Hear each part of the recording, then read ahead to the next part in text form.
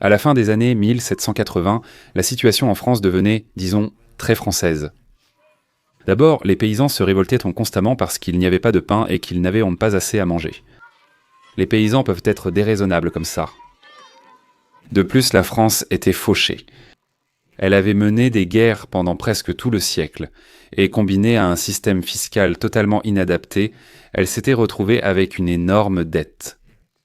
Le roi Louis XVI a essayé une chose après l'autre pour résoudre le problème de la dette, mais rien n'a fonctionné. La crise est devenue de plus en plus grave, culminant dans ce que nous connaissons aujourd'hui sous le nom de Révolution française. L'ancien régime a été renversé, le roi déposé puis exécuté. Avec tout cela qui s'est passé sous la surveillance de Louis XVI, on peut se demander dans quelle mesure il était responsable. La révolution aurait-elle été évitable si Louis avait mieux agi ? Louis VI était-il vraiment stupide avant la Révolution française ? Nous pouvons presque certainement affirmer deux choses. Premièrement, la situation était très difficile et aurait été un défi même pour un homme politique extrêmement talentueux. Ensuite, cher Louis, ce n'était pas un homme politique très talentueux. Parfois, il était aussi inutile qu'un préservatif tricoté. Il a pris de nombreuses mauvaises décisions tout au long de son règne, ce qui lui a coûté son trône et sa tête. Je vais tout vous raconter sur les terribles décisions prises par Louis, et comment il se tirait une balle dans le pied si rapidement qu'il n'avait même pas le temps de recharger son mousquet.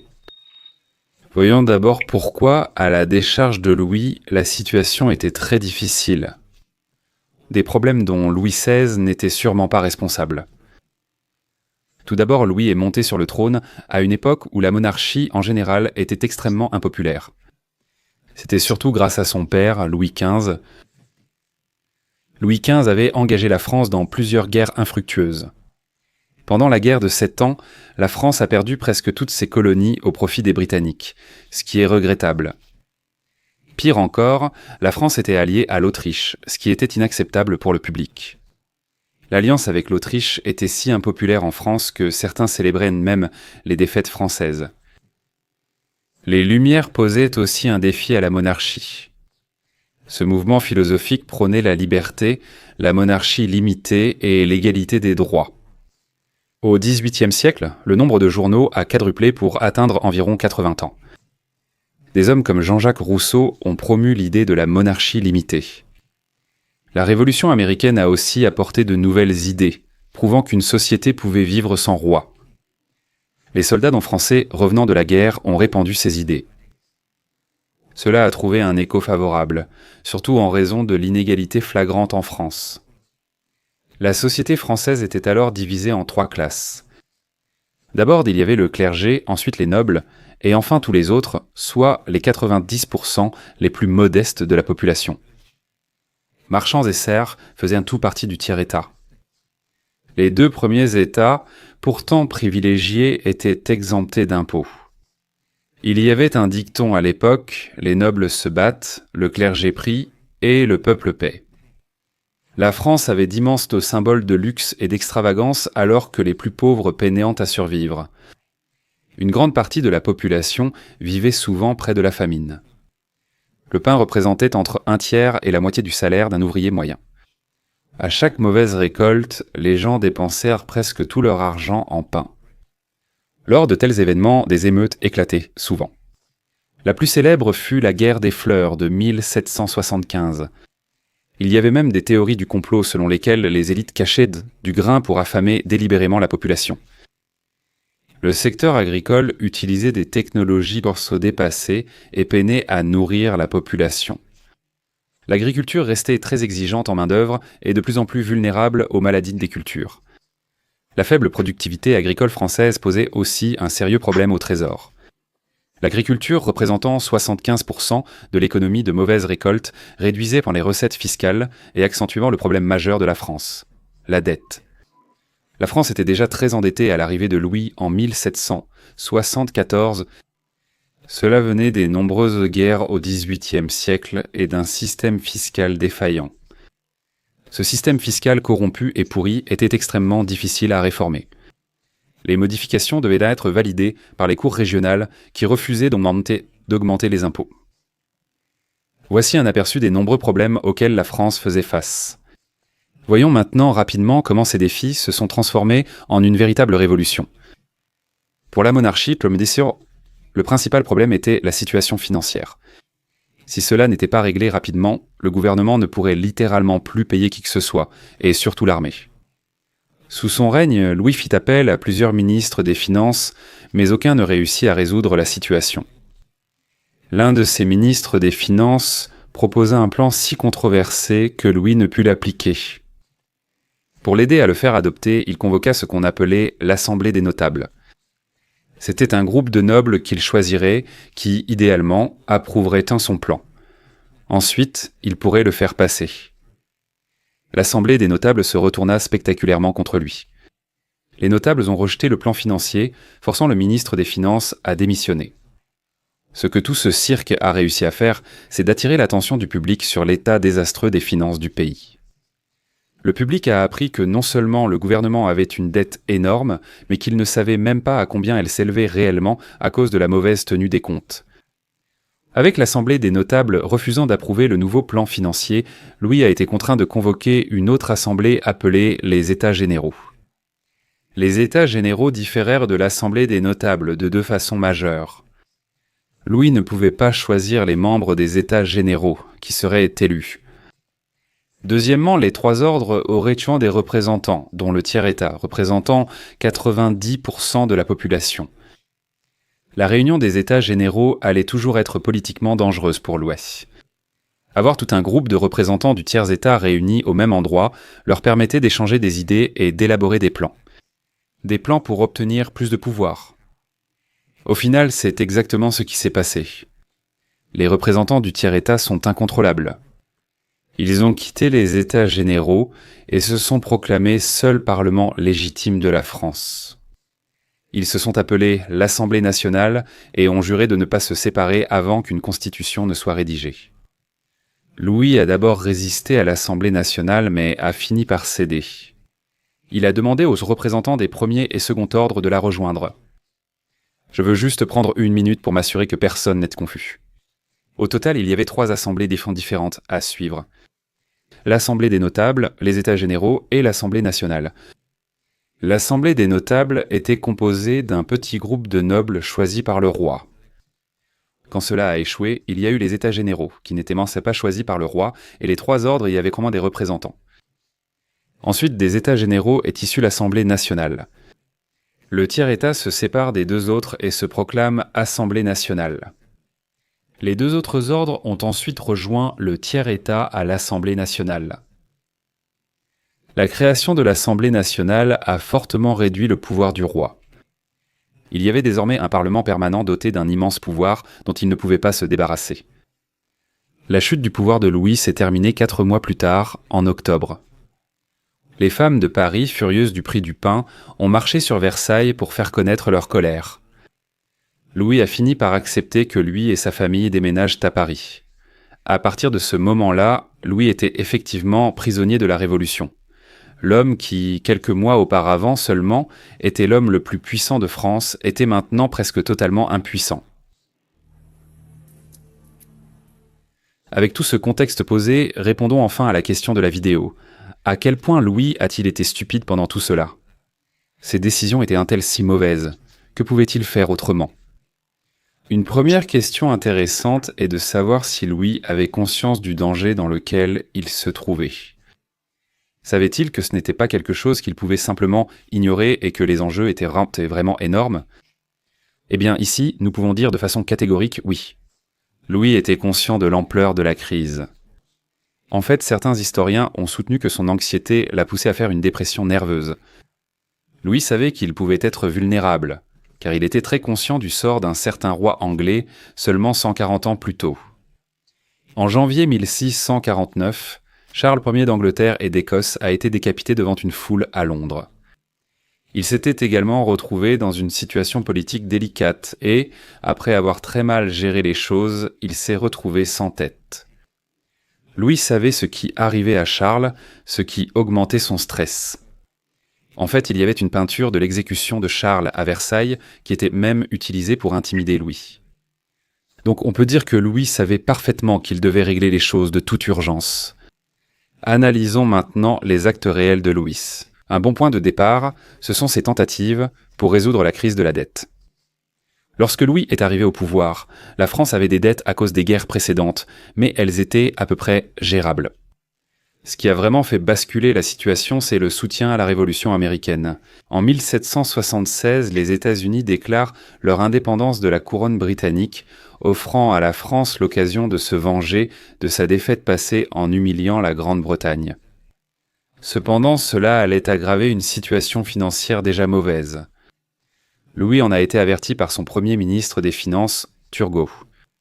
Selon les mots de Turgot, le premier coup de feu mènera l'État à la faillite. Dans une autre citation, il a dit qu'intervenir dans la Révolution américaine détruirait définitivement tout espoir de réforme financière sans nécessairement affaiblir la Grande-Bretagne. Cela s'est avéré exact. Louis a ignoré Turgot, l'a renvoyé et a nommé Necker ministre des Finances. Necker a assuré qu'on pouvait soutenir la Révolution américaine sans hausse d'impôts. Comment faire ? En empruntant plus, évidemment. Le soutien français aux rebelles américains fut majoritairement financé par la dette. Necker a aussi été irresponsable en publiant des comptes financiers français volontairement trompeurs. Les dettes de guerre étaient en cachet, donnant une image trop optimiste de la réalité. Après 4 ans, Necker démissionne et Louis doit chercher un nouveau ministre des Finances. Il a nommé Charles de Cologne, qui a conçu un plan très ambitieux pour les finances du pays. Cologne a suggéré de remplacer l'impôt actuel par un impôt foncier prélevé à la récolte, sans exemption pour la noblesse. Il souhaitait aussi abolir les tarifs intérieurs en France pour instaurer le libre-échange national. Le plan était controversé et le roi n'avait pas le pouvoir de l'appliquer seul. Pour faire accepter ce plan, Cologne voulait que Louis réunisse l'Assemblée des notables, un conseil de hauts nobles, rarement convoqué dans l'histoire de France. Ce plan ne semblait pas particulièrement risqué. Le roi choisirait les nobles, il pourrait donc en sélectionner des dociles et obéissants. Qu'est-ce qui pourrait bien mal tourner ? Comme il s'est avéré, absolument tout. Il est vite apparu que l'Assemblée des notables ne serait pas aussi docile qu'espéré par Cologne et le roi. Les comptes douteux de l'ancien ministre des Finances avaient en fait croire à tout le monde que tout allait bien. Ainsi, quand Cologne expliqua la gravité des problèmes aux nobles, ils pensèrent qu'il en était responsable. De plus, plusieurs membres de l'Assemblée en voulaient personnellement à Cologne. Cologne avait eu une carrière politique assez controversée et s'était fait de nombreux ennemis en chemin, dont beaucoup siégeaient à l'Assemblée. Au final, les nobles ont rejeté les propositions de Cologne. Dites par quelqu'un d'autre, la plupart auraient été acceptées sans résistance. Selon les mots d'un noble, de bons esprits pensent la même chose depuis plusieurs années. Pendant que l'Assemblée des notables tournait mal, Cologne en a profité pour empirer la situation. Il a fait appel directement au peuple, publiant un pamphlet dans lequel il essayait de faire passer les nobles pour les méchants parce qu'ils refusaient d'accepter ces réformes. Il les a décrits comme égoïstes, refusant de céder leurs privilèges.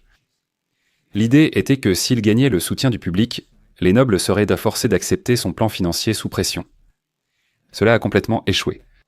Le pamphlet n'a guère changé l'opinion publique, mais il a rendu les nobles encore plus hostiles envers lui. Finalement, il est devenu évident que l'Assemblée des notables n'allait rien accomplir d'autre qu'un désastre en termes d'image pour Louis. Ce qu'il a achevé, c'est une demande des nobles que Louis a refusée. Avant d'accepter une réforme, ils ont exigé que la situation financière réelle de la nation soit clarifiée. Ils ont exigé la création d'un groupe permanent de comptables qui surveillerait en permanence les finances de la nation. Pour moi, cela me semble être une très bonne idée. Si vous avez un énorme problème de dette que vous essayez de résoudre, il pourrait être judicieux de savoir combien de dettes vous avez réellement. Louis a refusé et opposé son veto. Ainsi, l'Assemblée des notables prit fin, représentant un échec retentissant pour Louis et Cologne. Tout cet épisode comporte tellement d'erreurs et de mauvaises décisions de la part de Louis qu'il est difficile de savoir par où commencer. Si vous sélectionnez un groupe pour approuver automatiquement votre plan, il ne devrait pas être difficile de trouver des personnes qui suivront vos instructions. Ensuite, Louis était surtout représenté par Cologne, à peu près aussi populaire qu'une crotte dans une piscine. Louis aurait dû réaliser combien Cologne avait d'ennemis et éviter d'en faire le visage des réformes. Louis a renvoyé Cologne et nommé un nouveau ministre des Finances. Pendant plus d'1 an, lui et le nouveau ministre des Finances ont tenté en vain de faire adopter des réformes. En août 1788, la France a officiellement fait faillite. Le ministre des Finances a appris que le trésor était vide. Le gouvernement français ne pouvait pas rembourser ses dettes. Louis avait officiellement échoué à résoudre la crise de la dette de la France. L'échec de Louis face à la crise de la dette révèle ses lacunes comme administrateur et gouverneur. Cela révèle aussi ses échecs en tant que dirigeant. Plutôt que de toujours recruter des ministres des Finances pour élaborer des plans, il aurait dû les concevoir lui-même. Il aurait dû prendre en main la situation fiscale et, avec des conseils, élaborer son propre plan pour résoudre les problèmes. Un plan présenté par le roi aurait eu beaucoup plus de poids que n'importe lequel de ceux présentés par ses ministres des Finances. Quand un ministre des Finances présentait un plan, il était facilement critiqué, ainsi que son plan. Si cela avait été présenté par le roi, il aurait été beaucoup plus difficile de le critiquer, car bien sûr, critiquer le roi était quelque chose de bien plus tabou. Louis devait vraiment s'impliquer et se salir les mains pour résoudre la crise. De nombreux politiciens redoutables de l'histoire étaient très impliqués dans tout ce qui se passait dans leur pays. À la veille de Borodino, Napoléon rédigeait le règlement d'une école de jeunes filles en France. Staline était impliqué dans absolument tout ce qui se passait en Union soviétique, y compris ce qui était considéré comme de l'art acceptable et la rédaction de l'encyclopédie nationale. Je crois que Louis avait vraiment besoin de ce trait de caractère. La France étant en faillite, la seule solution était de convoquer les États généraux. Cependant, une grande question planait sur les États généraux. Avant, lors des réunions, chaque ordre avait une voix permettant aux 2 premiers de dominer le tiers-État. De plus, chaque ordre avait le même nombre de représentants. Beaucoup demandaient que le tiers-État ait 2 fois plus de représentants et que le vote soit individuel. Ainsi, les 2 premiers ordres ne pourraient pas l'emporter sur le tiers-État. À la fin de 1788, c'était le sujet sur toutes les lèvres, le grand débat dans les cafés français. Finalement, Louis décida que le tiers-État aurait le double de représentants, mais que le vote ne se ferait par tête que si le premier et le second ordre étaient d'accord. C'était encore une erreur de Louis. Les États généraux se sont réunis le 5 mai 1789, et immédiatement le tiers-État a exigé que le comptage se fasse par tête. Les 2 premiers ordres ont dit non. Après plusieurs jours de dispute, le tiers-État a décidé de prendre les choses en main. Il s'est déclaré Assemblée nationale et a affirmé qu'il était le seul parlement légitime. Il a alors invité les sympathisants des 2 premiers ordres à le rejoindre. La nouvelle Assemblée nationale, largement soutenue par le peuple, a été rejointe par des membres des 2 premiers ordres.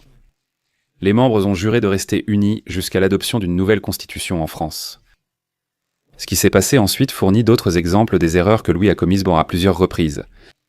Il a prononcé un discours proposant une offre importante aux représentants rebelles. Il a d'accepter qu'aucun impôt ni emprunt ne serait levé sans l'accord des États généraux à l'avenir. En plus de cela, plusieurs impôts impopulaires seraient abolis. Il a également promis de mettre fin à l'emprisonnement arbitraire, au travail forcé et au servage. Cependant, en échange, il exigeait que lui-même et les 2 premiers ordres disposent d'un droit de veto sur toute nouvelle réforme. Pour essayer de faire accepter cela aux représentants, Louis a tenté de les intimider en déployant un grand nombre de troupes autour de la salle de réunion. À la fin de son discours, il a ordonné aux représentants de se disperser. Ils devaient se réunir le lendemain selon les règles qu'il avait établies. Ce qui s'est passé ensuite fut un moment décisif. Les premiers et 2e ordres sont sortis docilement de la salle. Le tiers-État a refusé. Il a résisté, affirmant qu'il faudrait des baïonnettes pour les faire partir. Un cri d'approbation retentit et ils renouvelèrent leur serment de doter la France d'une constitution. Cet épisode illustre 2 erreurs répétées de Louis. Premièrement, il avait l'habitude de faire des concessions seulement lorsqu'il était déjà trop tard. Si son offre aux États généraux avait été faite 1 mois plus tôt, elle aurait sans doute été bien accueillie. Le tiers-État aurait sans doute accepté l'accord, le voyant comme une concession généreuse du roi. Quand Louis l'a fait, le tiers-État avait pris conscience de son pouvoir et en voulait plus. Son offre est arrivée trop tard. On remarque aussi une autre erreur répétée de Louis.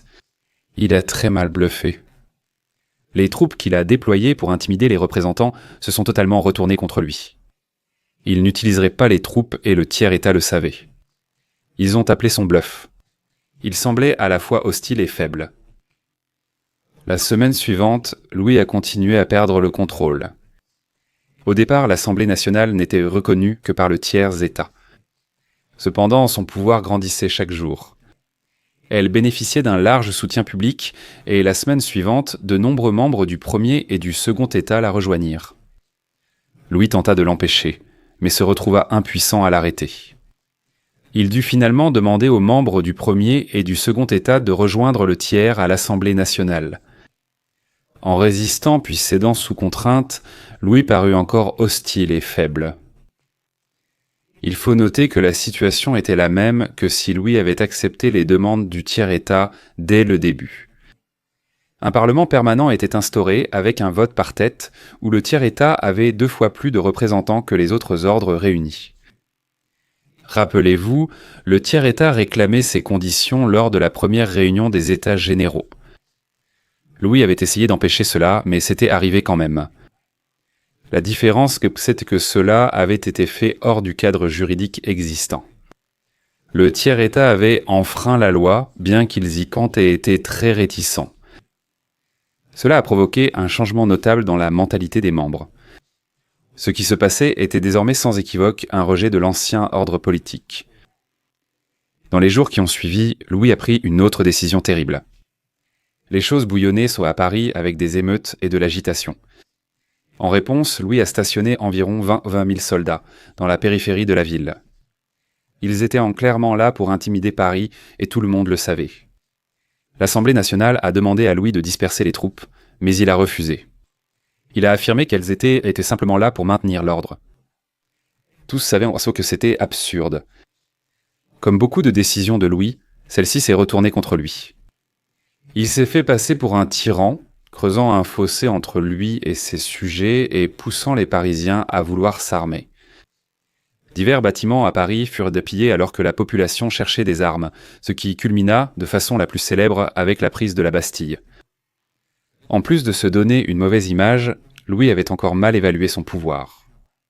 20 000 soldats, c'était beaucoup d'hommes. Cela aurait suffi à reprendre le contrôle de Paris.